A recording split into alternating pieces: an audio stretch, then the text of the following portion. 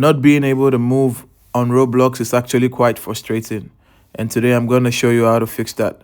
Before we start, let's check if our controller is connected. We see the blue light, we know that's connected. Now what we want to do is we want to mimic not being able to move on Roblox. So we go into the game and we're going to play a game. Let's choose a game from our games. Yeah, this one. Let's play this one.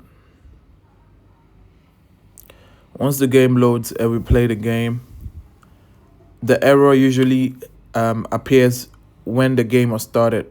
So let's say if our character is not able to move on this particular game, what we want to do is we want to press the option button right here, the option button. Then we want to scroll down to respawn character. We want to click reset, and once we do that, we're going to respawn our character, and now we'll be able to move. If you find this video helpful, please don't forget to like and subscribe. See ya.